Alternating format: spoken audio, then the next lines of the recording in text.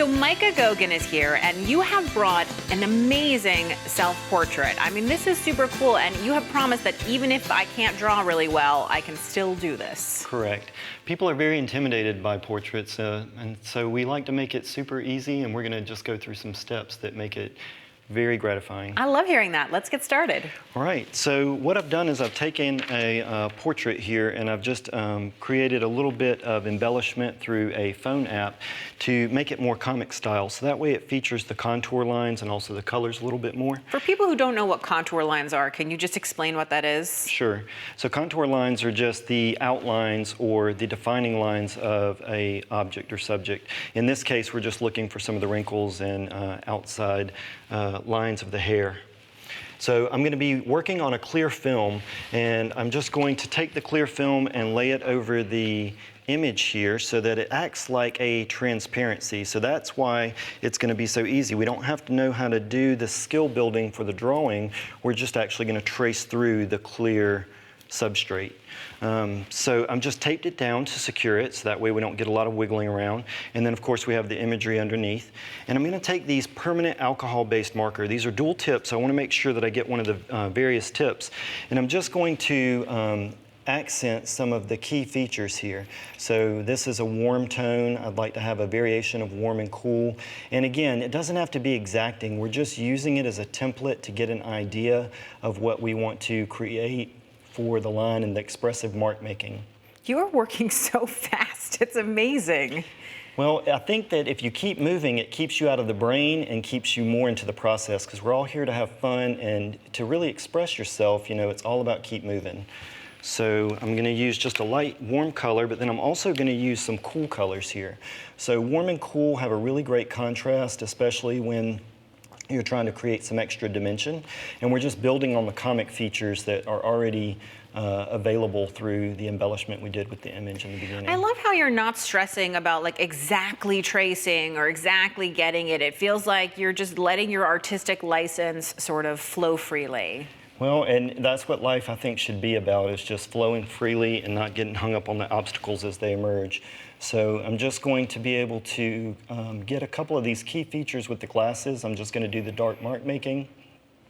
I noticed that you've mentioned several times like key features, important things. When you look at an image like this portrait, do you immediately pick out like what are, almost like a cartoonist would, the defining characteristics? Thank you. That's a good question. So I'm looking for things that are going to really hold the boundaries and just really accentuate, like glasses. That would be a key characteristic of myself.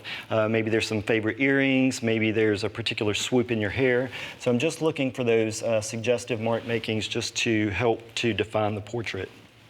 So I've got enough of an idea here that I can actually move the image, and this is another great thing too, is that I can actually slide this out and double check myself, and if I'm not happy with it, I can just slide it back in and line it up and then just keep working. So that takes away a lot of the fear and apprehension as well. So as I keep moving through. Now here, I've already got the outlines going, and so now I'm going to do the second phase, which I'm going to take the sketch markers, which are way juicier, and I'm going to be able to flood them with color and then create some more effects. So I have this the correct way, so what I'm going to do is lift it up, and I'm actually going to flip it over. So the permanent ink is on the top side, and then I'm flipping over for the alcohol ink on the back. And then I'm just going to... And why is that? Does the alcohol ink do something to the permanent marker? Well, they're both alcohol-based. That's a great question. They're both alcohol-based, and so if I put them both on the same side, when we do the effects with the alcohol later, it's going to actually distort the contour lines that we work so hard to make. So I'm going to take the sketch markers, and you can tell this is just juicy, vibrant color, and it's just going to explode on the film here. It just glosses across. And again, you're using big, bold strokes. Mm-hmm. Yep, because we're just trying to put in some key placements for the color. I could still look at the image just to get a sense of it. I've done this one a few times. I get to look at me all the time, so it's easy just to kind of place in the color and get it kind of on the sheet. Well, you're also going for artistic choices more than, let's say, a realistic portrait. So you're really just having fun, you know, and trying to figure it out. Now, how much are you paying attention to stuff like highlights and lowlights and shadows, or are you just sort of messing around? You know, I think it's always good to pay attention to those key techniques, but really it's not of interest to me. I'm just really trying to play and have fun because I'm going to learn what to do and not to do through the process. So for me, it's going to be more important just, again, to keep moving and just be able to express myself through the energy of the artwork. And it strikes me that this is actually a good way to learn how to draw, because you start by tracing, and that's sort of your training wheels, and then you kind of take the training wheels off in this step and you know, have to sort of go on your own. Correct. And you see that it's just flooding out a lot of vibrant color here, and so as I've got enough color down, I see one little space that I missed, I'm actually going to go in and do something more exciting. I'm going to take a brush, and I've got some isopropyl alcohol here, so I'm just going to take a brush, dip it in, tap off the excess, that's important, and I'm just going to go through and just activate the properties of these alcohol pens.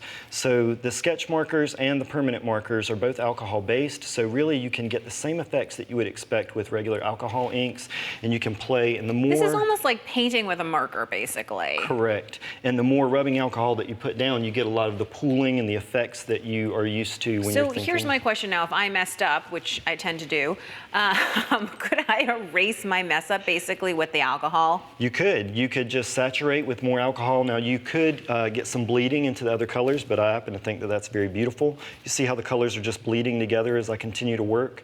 And so I'm just kind of finessing until I get the whole coverage. So we've got just about a minute left. So I know that there's a way that we're going to finish this off. Yeah, so I've actually taken some spray alcohol and I've been able to spray some of the effects on here. So we'll see that this can actually bead up and pool a little bit more. That is cool. It adds like those little dots and voids of color. Now it almost looks like crayon. Correct.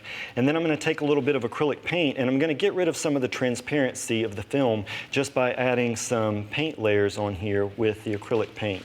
And you can just put them in different movements. My secret weapon is this metallic gold. I love the way that it shows through on the film whenever you place it down. So I'm going to put it on again on the back side of the film so that when I flip it over, you'll be able to see the metallic properties of it coming through. We might even glaze a little bit down here on top of the yellow, so you're getting more translucent layers with that. And then we're going to finish it off. I know you said you're going to use a brayer to put a full layer of color on it. Correct. So here I've already got the image backwards, and so if I'm looking at the back side of it, you can see the metallic gloss that's coming through. And so what I'm going to do is I've just got some opaque color here. I'm going to take a brayer.